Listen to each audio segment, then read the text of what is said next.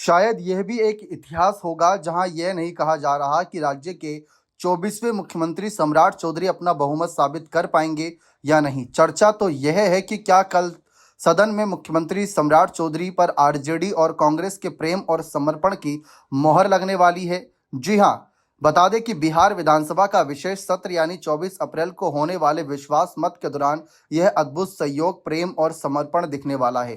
क्यों इसकी चर्चा हो रही है, इसलिए जानते हैं।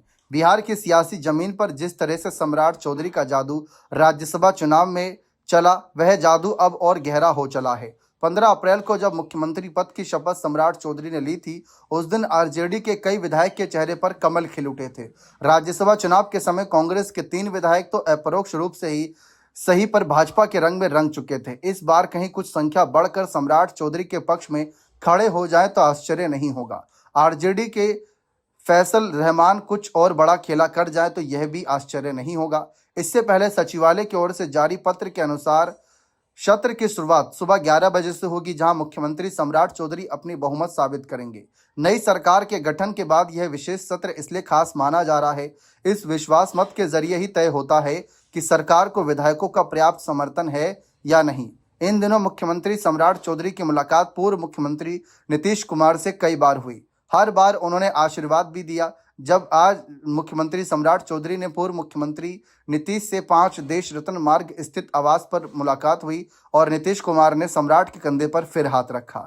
सम्राट से मिलने के बाद नीतीश कुमार मुस्कुराते हुए लिखे, एनडीए के पास बिहार विधानसभा में विश्वास मत प्राप्त करने के लिए पर्याप्त मत हैं।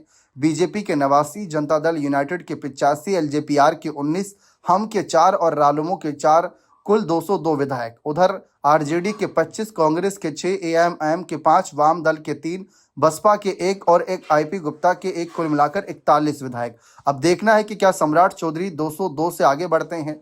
फिलहाल एक और स्थिति स्पष्ट कर देते हैं कि 202 नहीं बल्कि 201 नजर आएगा, क्योंकि नितिन नवीन ने हाल ही में राज्यसभा सदस्य चुनने के बाद अपनी विधानसभा सीट से इस्तीफा दे दिया, जो बीजेपी के नए राष्ट्रीय अध्यक्ष बने, तो वह एक संख्या पहले ही कम हो गई है।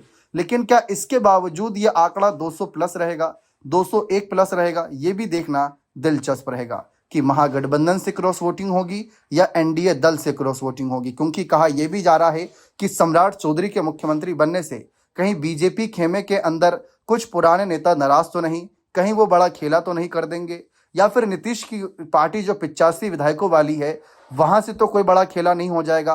क्योंकि आपने देखा ही होगा, शुरुआत में ये बहुत डिमांड थी कि सम्राट चौधरी को मुख्यमंत्री मत बनाइए, जेडीयू से निशांत कुमार को बनाइए, चाहे लल्लन सिंह को बनाइए, चाहे संजय झा को बनाइए, लेकिन बीजेपी को ये सीएम कुर्सी ना दीजिए। लेकिन नीतीश ने फिर भी वह फैसला लिया। अब इस बहुमत परीक्षण में यानी फ्लोर टेस्ट में किसके पाले से कितनी क्रॉस वोटिंग होगी या नहीं होगी, ये देखना बेहद दिलचस्प रहेगा। बने रहें चैनल के साथ। बहुत बहुत शुक्रिया।